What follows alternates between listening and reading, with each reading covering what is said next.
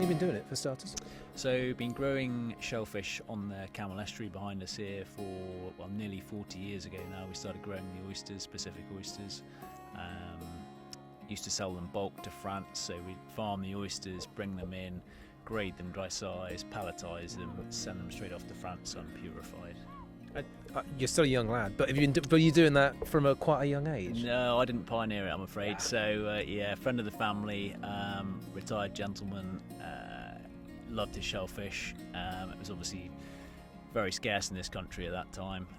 He said, "Oh, I'd love to have a go at growing oysters on the river."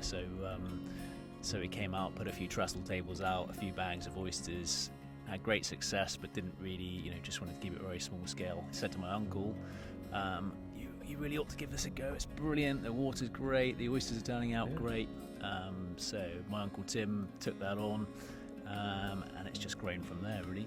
It's just, it's incredible because it's one of only a handful, right in the southwest at least, anyway. Yeah, no, very few oyster farms in England. There's one or two in Wales, a couple over in the southeast. Not many at all in England. A few more in Scotland, and then several in Ireland and France. But in terms of places you could come to work, there are worse spots.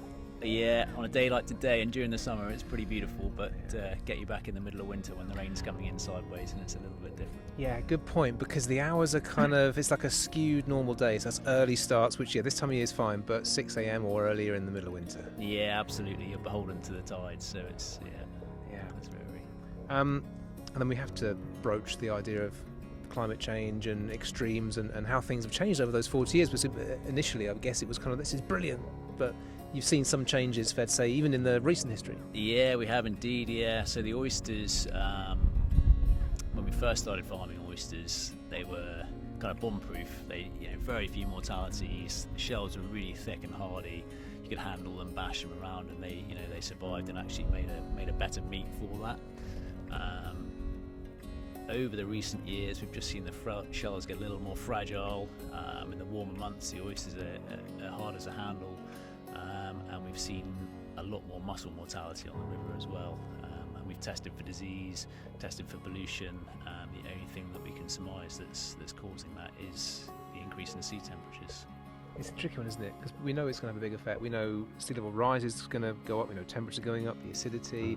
I guess also in terms of kind of the amounts of natural food for oysters and mussels and other bivalves, that might change as well. That's kind of there's quite a few unknowns. It's going to be one that's just going to have to be kind of almost sort of test it and see.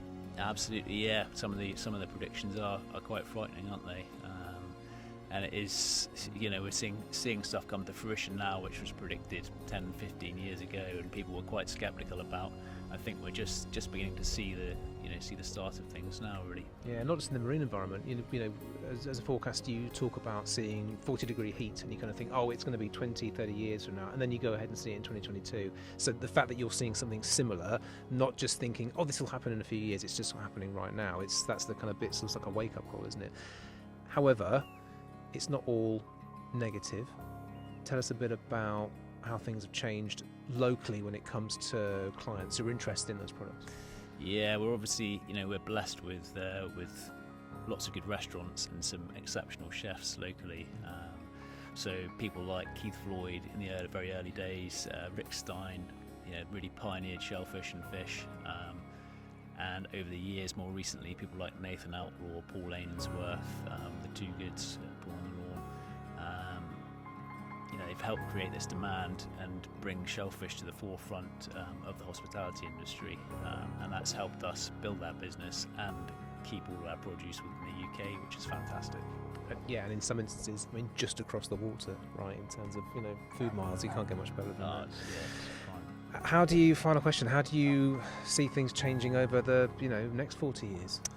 Yeah, so I think it's going to be a challenging time to try and manage the changes that we're seeing in the shellfish. We're having to invest in kit within the depuration plant, water chillers. We're having to be more careful about when we put the seed on the river, the way we handle the oysters and the shellfish. So it's going to be a challenge for sure. Yeah.